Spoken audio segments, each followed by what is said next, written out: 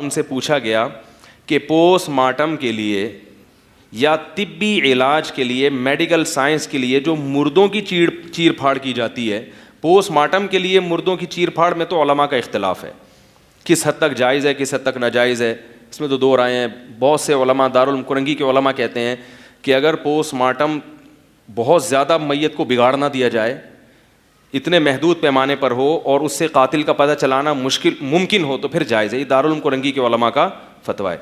इसलिए कि बाज़ लोग ये कहते हैं कि उलमा पोस्टमार्टम को बिल्कुल हराम समझते हैं। ये लोग इल्ज़ाम भी उलमा पे खुद ही लगाते हैं क्लिप बना के, और फिर तंज भी खुद ही। इनको बेचारों को ये तक नहीं पता कि उलमा की इस बारे में राय है क्या। पोस्टमार्टम के ज़रिए अगर कातिल का पता चलाना मुमकिन है और पोस्टमार्टम में मैयत की ऐसी की तैसी नहीं हो रही, तो बहुत से उलमा इसकी गुंजाइश देते हैं, लेकिन फौरी तौर पर उसी टाइम पे कर लिया जाए। और मेडिकल साइंस का इल्म सीखने के लिए मुर्दों की चीर फाड़ की उलमा इजाज़त, बोलो भाई, नहीं। इसलिए कि किसी को, लोग कहते हैं भाई जान बचाने के लिए तो सब कुछ ठीक है, बंदा भी मार सकते हो अपनी जान बचाने के लिए। याद रखो, उलमा ये कहते हैं कि जान बचाने के लिए तो कत्ल करना भी जायज़ है, सूअर खाना भी जायज़ है। जान बचाने का तरीक़ा सीखने के लिए ये चीज़ें जायज़।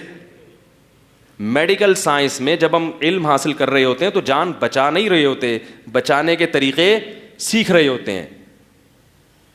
सीखने के लिए नहीं कि आप सूअर भी खा लें और कि भाई देखो अगर मैं जंगल में भूखा रह गया किसी दिन तो थोड़ी सी सूअर की प्रैक्टिस होनी चाहिए, ताकि एक अचानक ही आ जाएगा तो मैं तो सूअर खाया नहीं जाएगा, इसकी इजाज़त थोड़ी होगी, ऐसे तो दरवाज़ा खुल जाएगा।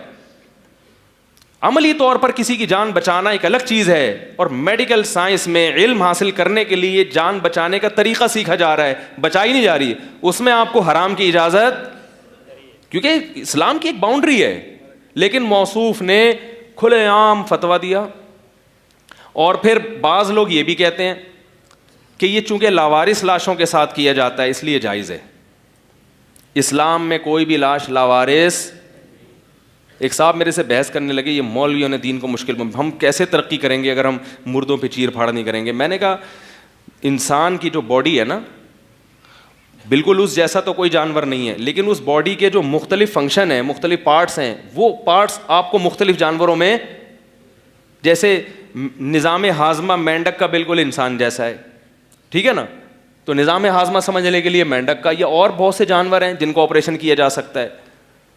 किडनी को का मुताला करने के लिए दूसरे बहुत से ऐसे जानवर होंगे जिनकी, क्योंकि हदीस में आता है मा अंज़लल्लाहु मिन दाइन इल्ला अंज़ल लहू शिफान, हर बीमारी का अल्लाह ने इलाज पैदा किया। ये जानवर तो हमारे लिए पैदा किए हैं।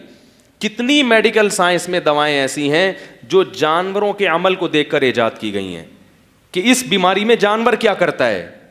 रीछ को मैंने खुद डॉक्यूमेंट्री देखी, रीछ के पेट में दर्द है, वो गया जाके एक जड़ी बूटी निकाल के खाने लगा, डॉक्टर खड़ा है डॉक्यूमेंट्री बना रहा है, उसने कहा कि जब ये जड़ी बूटी इसने खाई है, इससे डॉक्टरों को पता चला कि पेट के दर्द में इस जड़ी बूटी में अल्लाह ने क्या रखा है, शिफा। बहुत सी दवाएं ऐसी हैं। तो चूंकि गोरे तो किसी मजहब को मानते नहीं है ना, वो तो आज़ाद हैं, वो कह रहे कोई बात नहीं, वसीम को ले आवे, सलीम की लाश को ले आप, गुर्दे फाड़े चाँपे।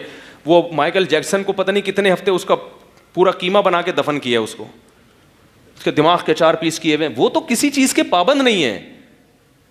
हमें तो मैयत की भी ताज़ीम का हुक्म है, और जब जानवरों से ये काम हो सकता है तो मैयत को क्यों भेंट चढ़ाओ। और फिर भी अगर आप कहते हैं कि मैयत को भेंट चढ़ा सकते हैं, फिर आप अपनी वालदा का जनाजा जाके अस्पताल में पेश करें, क्योंकि लावारिस लाशें इस्लाम में लावारिस, अगर कोई बूढ़ा मरता है, उसकी कोई औलाद नहीं है, तो जो भी उस लाश को देखेगा शरीयत में वही उसके बेटे का कायम मकाम, वो उसको ऐसे इज्जत एहतराम के साथ दफन करेगा जैसे ये इसका बाप है। इस्लाम में लावारिस लाश कोई भी नहीं होती, सब काबिल एहतराम है। तो काफिर लाश के एहतराम का हुक्म है, मुसलमान को कैसे आप वो कर सकते हैं। तो जो भी ये बात करें ना डॉक्टर साहब, इस पे बुकरातियाँ और अफलातूनियाँ पेश करें, नहीं नहीं एक्चुअली हमें मेडिकल साइंस में एक्चुअली तो मुसलमान पीछे रह जाएंगे, तो उनसे कहें ठीक है, आप अपने अब्बा को चीर फाड़ के लिए जैसे ही अब्बा का इंतकाल हो फौरन हॉस्पिटल भिजवा दें, और छुरी चाँपे चापड़ लेके क्या हो जाएं, अब्बा के पीस बनाएं, लटकाएं, जैसे कसाईयों ने गोश्त को लटकाया हुआ था, ये फेफड़े हैं अब्बा के, इनको समझो फेफड़े कैसे होते हैं। जैसे आपके लिए मैंने कहा ना कि आप अपनी माँ को, माँ की लाश दें, एकदम आप जोश में आ जाओगे। तो याद रखो, कोई भी औरत दुनिया से जाती है वो भी किसी की माँ है, अगर नहीं है तो वो सबकी माँ है, वो सबकी बहन है, वो सबकी बेटी है। मैं समझा पा रहा हूं अपनी बात?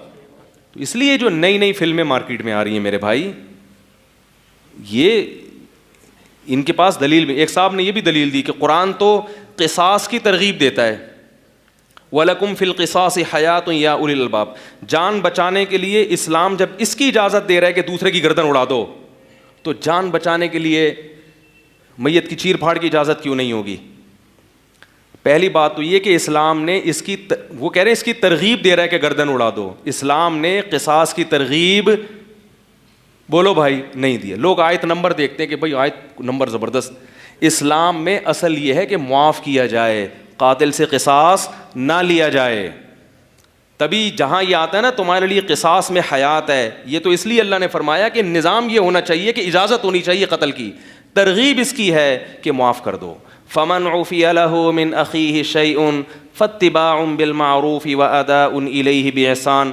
फरमाया जिस कातिल को मक़तूल के वरसा की तरफ से मुआफ़ कर दिया जाए तो दियत लेने में एहसान से काम लो। तो मक़तूल के वरसा का लफ्ज़ अल्लाह ने इस्तेमाल नहीं किया, बल्कि उसको भाई कहा है कि जिस कातिल को अपने मक़तूल वारिस के भाइयों की तरफ से इजाज़त मिल जाए, हालांकि वो उसके भाई नहीं होते। इसमें अल्लाह ने बता दिया कि दीनी भाई हैं, थोड़ा रियायत कर लो। अगरचे इस कातिल ने तुम्हारे भाई को, बाप को, बीवी को, बेटे को कत्ल कर दिया, अब इसको सज़ा मिलनी चाहिए, हम इजाज़त दे रहे हैं गर्दन उड़वा दो इसकी, लेकिन है तुम्हारा दीनी, बोलो भाई, इंसानियत के रिश्ते से, बल्कि इसमें ज़िम्मी भी दाखिल है, गैर मुस्लिम भी दाखिल है। तो कुरान कह रहे हैं अपने भाई को क्या करो, इंसानियत में तुम्हारा क्या ही है। अगरचे उसने कत्ल करके जुर्म किया, लेकिन उस जुर्म की सज़ा दियत की शक्ल में, पैसे ले लो, क्योंकि तुम्हारा नुकसान हुआ, उसकी तलाफ़ी पैसों से कर लो, क्योंकि वो मक़तूल तो अब जिंदा, बोलो ना भाई, और मक़तूल खुद क़यामत में इंतकाम ले लेगा। तुमने क्या करना है, तुम्हारा दीनी भाई है, या इंसानियत में तुम्हारा क्या है रिश्ता है, इंसानियत के लिहाज से तुम्हारा। तो कुरान क़िसास की तरगीब नहीं देता, कुरान किसकी तरगीब देता है, मुआफ़ करने की। यही वजह है कि जहाँ भी सऊदी अरब में या कहीं भी जहाँ क़िसास का कानून है, मक़तूल के वरसा को आखिर दम तक कोशिश की जाती है मुआफ़ी पर उकसाने की, और ये हुकूमती सतह पे काम किया जाता है। कई बार ऐसा सऊदी अरब में हुआ है कि वो तलवार लेके जल्लाद खड़ा है माफ़ करने के लिए, सॉरी गर्दन उड़ाने के लिए, और हुकूमती एहलकार और जाके कातिल के औलिया उसको समझा रहे होते हैं, भाई छोड़ दे। उलमा जाते हैं बाकायदा उसको मुआफ़ करने की तरगीब पर क्या करते हैं, बयान, क्योंकि कुरान किसकी तरगीब दे रहा है, मुआफ़ कर दो।